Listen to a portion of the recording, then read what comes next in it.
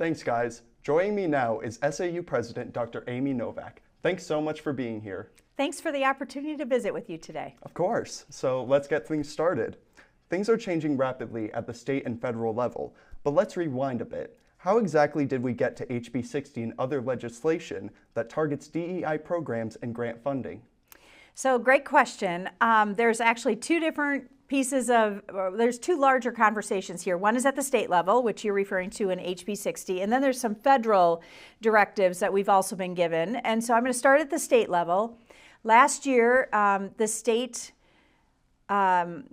legislature voted in some particular legislation that restricted DEI offices at public and regental institutions. So any community college, any state institution in the state of Iowa who received Iowa tuition grant funding. And so that decision sort of ricocheted into this year's session and now has an impact on all private institutions who also receive Iowa tuition grant funding. So we know that, upwards of 500 to 600 of our students here at St. Ambrose are recipients of Iowa tuition grant funding, so this is very concerning to us. We would not want to lose that funding. I think when we talk about generally just the situation with diversity, equity, and inclusion offices, in many respects there was an outcry by many of the legislators in Iowa that those types of acronyms, those statements really reflected a certain political ideology. Unfortunately, St. Ambrose got caught in the middle of that, not because we were promoting a particular ideology, but because we used that language to describe the work of student success. I mean, fundamentally, the work that happens in our DEI office is supporting students with differing abilities. It's providing accommodations for students who may have a variety of learning challenges that they face. It's also supporting students who are first generation. It is also supporting students of color and their attempts to secure a college degree. So there's a lot within our DEI. It was always around student success. It has never been around promoting a particular ideology. That being said, we know we're likely to have to do some changes in that space. Absolutely. Well, I know for sure that there have been talks about how DEI really goes into Ambrosian values, courage, justice, wisdom, and service. Can you go ahead and elaborate a bit on that? Yeah, so I think at our founding, right, we're an institution that was founded in the belief that, Jesus Christ's life, death, and resurrection is a model of love and a love of all people. And so as a Catholic institution, we root ourselves in the life and teachings of Jesus, the teachings of St. Ambrose of Milan, who was always serving people on the margins, right? So people who Jesus served the tax collector, he served the Samaritan woman, he worked with the prostitute, he engaged with people who were very unlike himself. And so we take those same values into our education and we say we are a place that welcomes people of all backgrounds. We want to support their success in achieving a degree. We believe we should act with courage in confronting complex issues in our world.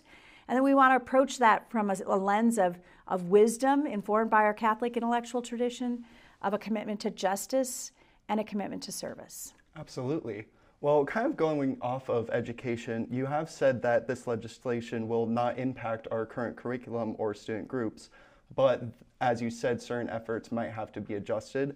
Can you walk us through what some of those adjustments may be? Yeah, so in looking at the language of this legislation, it does not suggest that we have to change what might be taught in a specific class, right? And so we will continue to offer our courses as they're currently designed.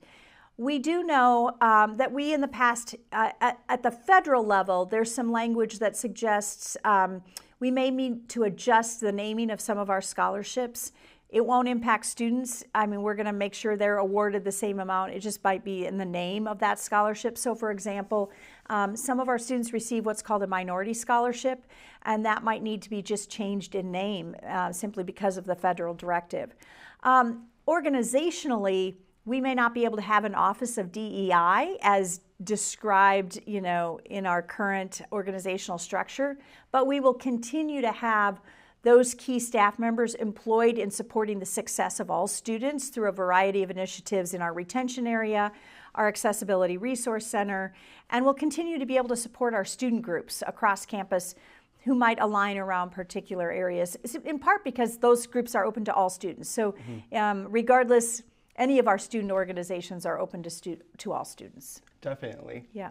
So what steps will the university take to really maintain those SAU core values while still allowing our involvement in the Iowa Tuition Grant Program?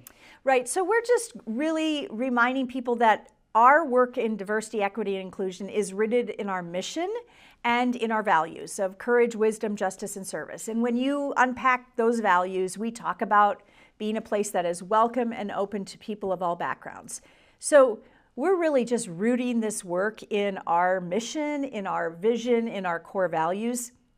And we believe that part of that is wanting to ensure students succeed and persist to graduation. And so we will just reposition people and their work in our offices that are supporting that student success. Yeah, and I've definitely seen some of that work that you guys have been doing. All of the offices on campus have definitely been working together to kind of develop and create more of a system that can move forward throughout these times. Absolutely. I mean, I have to say that I think all of our faculty and staff are committed to honoring the legislation, but also recognizing that this is work we want to make sure continues. We want to be able to support students who have accessibility needs. We want to be able to support students who are coming from diverse backgrounds. We're going to support all of our students. That's our commitment. And so our faculty and staff will remain focused on doing that as we move forward. Well, speaking of faculty and staff, kind of going to a different university, there have been talks about creating a group with Mount Mercy University focused on aligning efforts towards student success. And then there have also been talks about creating an Office of Mission Integration. How can these help alleviate any concerns with current and future policies and legislation? Absolutely. Well, I think one of the realities is two Catholic universities are coming together. We have a whole lot that's alike, right? And so, but there's some things that are different. So at Mount Mercy, as an example, they have what are called 5 critical concerns of the Sisters of Mercy. One of those is immigration, another is racism, another is poverty, another one is women, and another is the environment. And so as part of their educational framework, they introduce students to those particular critical concerns. At St. Ambrose, we have our theology and philosophy classes that are also introducing students to a variety of Catholic social teaching as well as our Catholic intellectual tradition. We need to bring both of those together. And we believe we can bring the best of both, right, together under an Office of Mission Integration. And the goal of that is to really help our students see the many ways in which our own Catholic tradition allows us to lift people up and to really do the work of strengthening our communities and strengthening one another and respecting the human dignity of every person. And so once we have that sort of work assembled, we can then easily put under that the work of student success, the work of giving opportunity to students, the work of forming holistic experiences for students. So we're able to just, I think, frame our work and narrate it through our lens of our Catholic identity better. And that way we can ensure we're never caught up in these, political polarizing debates, that we're really just living into our mission. Absolutely. Well, I actually heard that there was a staff meeting earlier, a Q&A forum, that really put the staff together so that they could answer their own questions and there could be a full open discussion. How did the forum help alleviate worry and address issues affecting the St. Ambrose community? I think one of the things that when you have a lot of legislation, we have a lot of legislation, we have a lot of executive orders, we just have a lot of political policy making coming at us, right? And so there's always questions about how does that impact me and does that change my work? And so this was really just an opportunity for people to be able to ask questions and to really, to the best of our ability, answer those for what we know right now. We know that will continue to change, that the legislation may be, face court injunctions, they may face a variety of lawsuits, but as it stands, where do we stand and how are we positioned? And how do we make sure that our faculty and staff know how to support our students, right? And that was fundamentally, one of the big questions that we talked about is how do we reassure students that they're going to be supported in this transition? So it was good. We will working with our student governments, both at the graduate and undergraduate level, to have 2 student forums in the next week to 10 days. And so we'll be able to take questions from students at that time too. Yeah, that's definitely exciting. Yeah. I was honestly wondering about that myself. Yeah, so I just met with student government leadership today at 1 o'clock and just said I'd love to be able to have a forum with our students.